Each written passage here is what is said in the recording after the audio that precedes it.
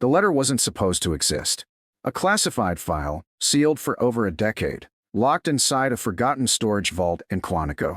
No title, no rank, no ceremony. Just a single call sign stamped in faded black across its cover. Iron Wolf. For years, no one knew whose name it belonged to, until someone finally opened it. And when they did, everything changed. Before we begin, if you believe respect should be earned, not mocked, hit like, subscribe, and tell us where you're watching from. Because when the name Iron Wolf is spoken in this story, the air goes still, the room freezes, and nothing will ever be the same again. The morning air at Fort Kincaid was sharp and cold, carrying the quiet weight of expectation. This was where the future leaders of the Marine Corps were forged, a place where discipline wasn't requested, it was demanded. And yet, Ava Mercer, standing at the far edge of the courtyard, felt the kind of silence that wasn't respect, but judgment. Late 20s. Quiet. Composed. A recent transfer from the medic division. Her uniform was spotless, her boots polished to mirror perfection, her stance precise. But no amount of discipline could hide the whispers around her. Some cadets smirked as they passed. Others didn't bother to lower their voices. Why is she even here? Probably begged her way in. Medics don't belong in leadership training. She stood motionless, hands clasped behind her back, eyes forward. But every laugh, every side glance, every cutting word, she heard them all. Then came Lieutenant Chase Harlan, 26, confident, brimming with arrogance polished into him from day one. He walked like someone who thought leadership was owed to him, not earned. He stopped just short of her, his smirk sharp as a blade. "Transfer, huh?" he said, voice loud enough to draw a few extra listeners. "Sergeant Mercer," she corrected evenly, not turning her head. "Not here, you're not," Harlan replied. "Here, you're just another cadet trying to keep up." The cadets behind him chuckled. One muttered under his breath about medics pretending to play soldier. Another added, "She probably got in on sympathy points." Ava didn't move, didn't blink, didn't give them what they wanted. But her silence wasn't weakness. Because Ava Mercer had learned long ago that the loudest person in the room usually had the least to say. By evening, the whispers had grown into casual mockery. In the locker room, Harlan leaned against a bench, replaying the morning's exchange to a crowd of eager listeners. "She corrected me," he said, mimicking her voice in a high-pitched tone. "Sergeant Mercer." He barked a laugh, drawing more from the group. "Bet she can't even field strip a rifle without Googling it," one cadet said. "I give her a week before she taps out," another added. Sitting quietly at the far end, Ava unlaced her boots, shoulders relaxed, movements deliberate. She didn't respond. She didn't defend herself. But one cadet noticed something the others didn't. Corporal Lila Reyes, sharp-eyed and observant, caught the way Ava carefully folded her uniform into her locker. As she did, a small, faded patch slipped free and landed on the floor. Lila picked it up before anyone else could see it, her gaze locking on the stitching. 3 words. Black thread on worn gray fabric. Iron Wolf Unit. Her breath caught for just a moment. The name sounded familiar, whispered somewhere before, deep in a late-night briefing or buried in an overheard story she was never meant to hear. She handed it back quietly. Ava accepted it without a word, tucked it back inside her jacket, locked the door, and walked away without looking back. 2 weeks passed, and the joke sharpened. Harlan made sure of it. During a morning combat exercise, he raised his voice so everyone could hear. "Careful out there, Mercer," he said mockingly. "Wouldn't want you bruising those medic hands." Laughter erupted across the field. Ava ignored it, as she always did. But Lila, watching from a distance, noticed something odd. Ava wasn't focused on Harlan or the jokes.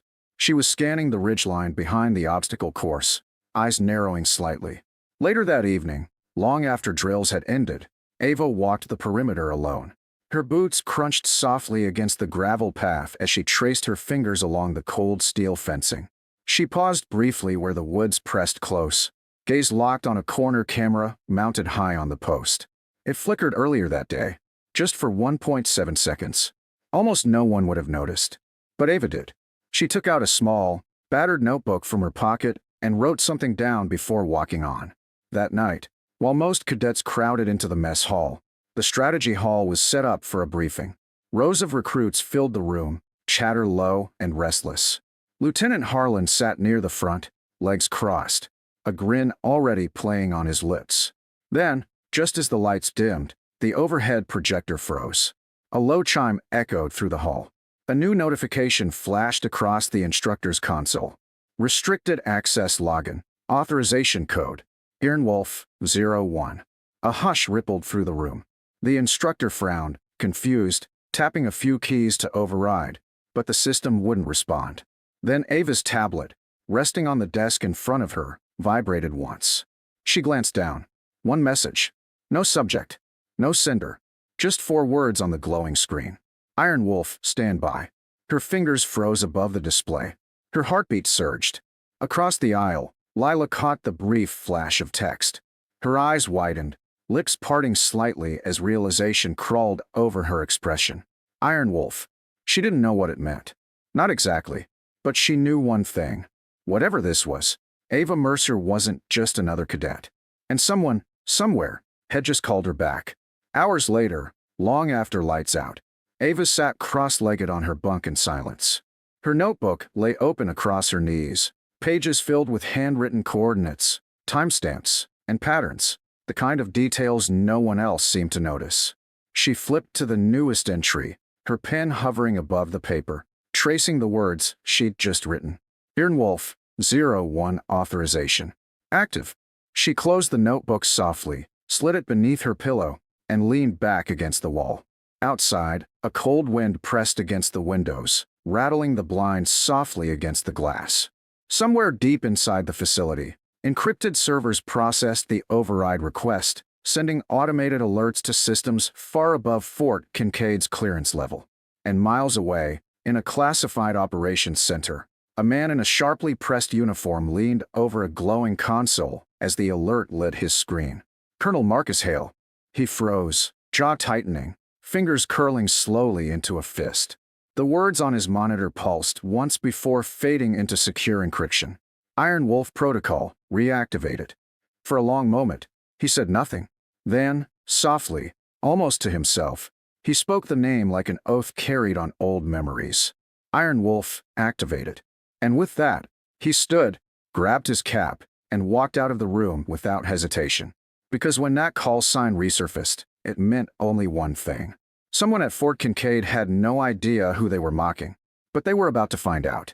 The message had been sent. The protocols had been triggered.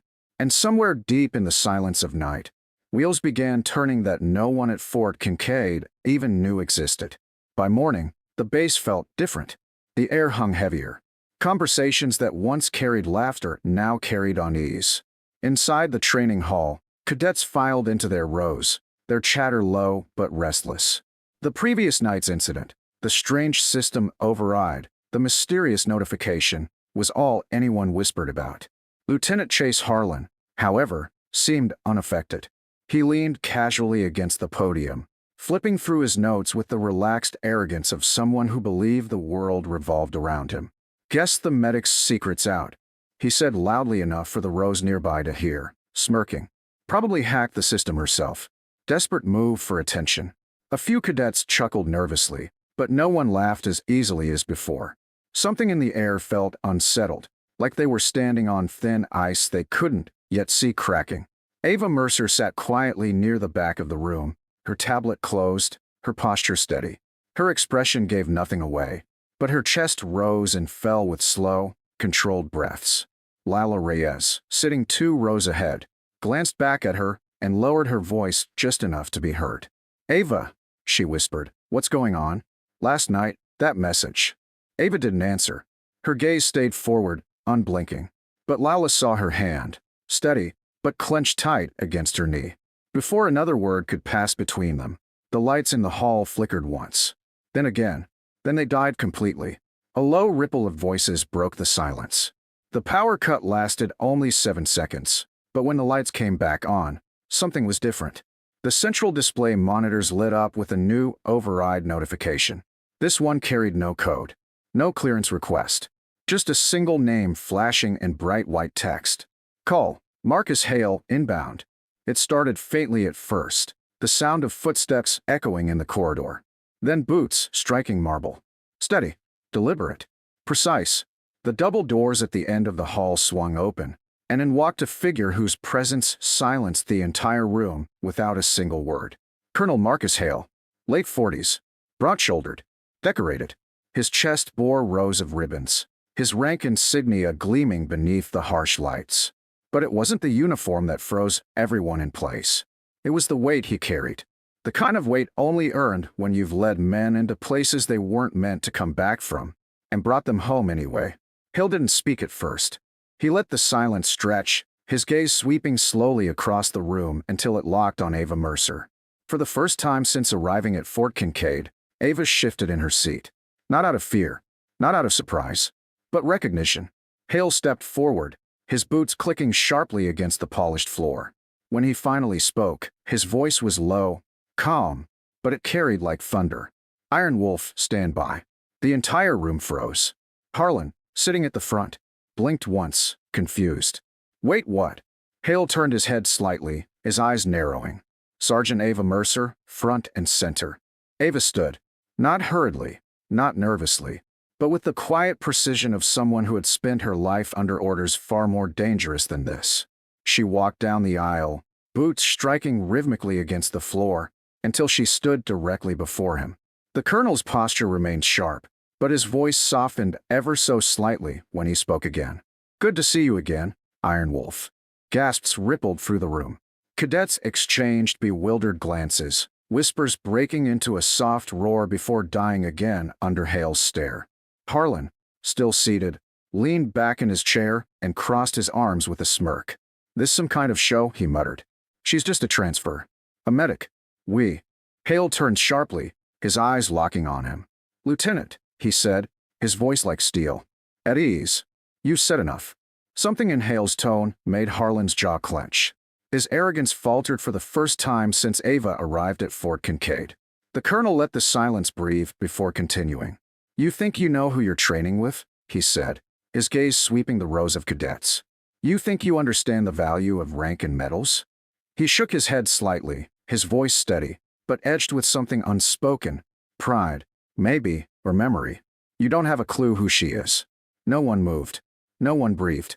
7 years ago, Hale continued, a covert unit executed an unauthorized extraction during the Dawson Ridge incident.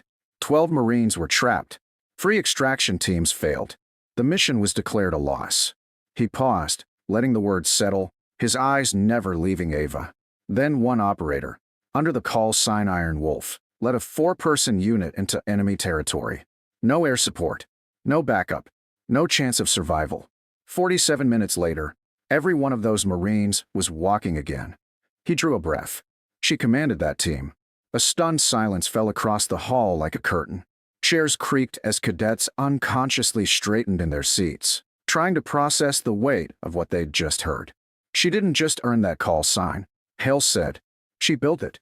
He stepped closer to Ava, lowering his voice, not for secrecy, but reverence. And she saved my life. Gasps broke out across the room.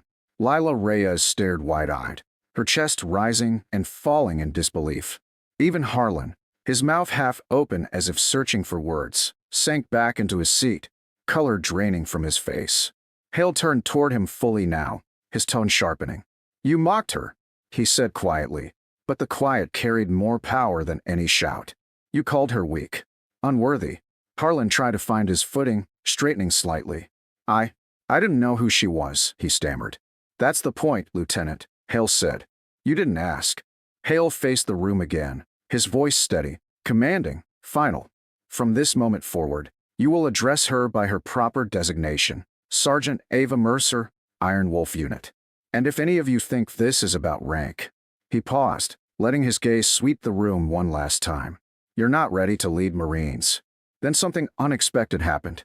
A single cadet, seated near the back, slowly stood and came to attention. He raised his hand in a perfect salute. Then another, and another. Within seconds, every cadet in the room was on their feet, boots aligned, back straight, arms raised, hundreds of salutes snapping into perfect unison. For the first time since arriving at Fort Kincaid, Ava Mercer stood before them, silent, her expression unreadable, but her presence unshakable. And in that silence, something shifted. She wasn't just a transfer anymore. She wasn't the medic they mocked, the outsider they whispered about. She was Iron Wolf, and every single person in that room knew it. But Colonel Hale wasn't finished. He stepped closer to Ava, speaking low enough for her ears only. "They know now," he said softly. "But this isn't about them." Ava's jaw tightened slightly. "Then who is it about?" Hale's gaze hardened.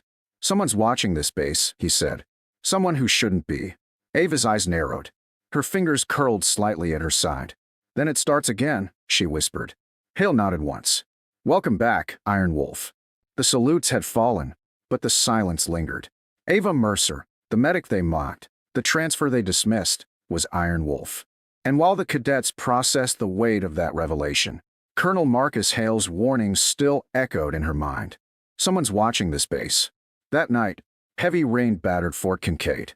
Ava sat on the edge of her bunk, her encrypted tablet pulsing softly with the same 4 words as before. "Iron Wolf, stand by." Before she could process it further, alarms ripped through the facility. "Breach detected, west perimeter." Cadets scrambled from their bunks. Orders were shouted. Sirens screamed across the compound. Within minutes, the strategy hall was alive with chaos. Hale stood at the center, issuing commands like rapid fire. "Lockdown Alpha. Seal the gates. Secure the armory."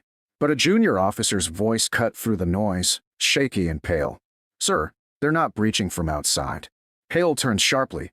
"What?" Internal motion sensors triggered. Whoever's inside was already here. The room went cold. Hale's eyes found Ava immediately. "South wing. Take Reyes. Move." Ava grabbed her sidearm, and within seconds, she and Lila Reyes were gone, boots pounding against polished floors as they descended into the shadowed hallways.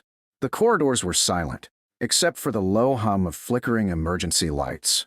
Then Ava spotted it, a vent panel near the security feed, freshly disturbed. "They've been here," she whispered. And then a sound.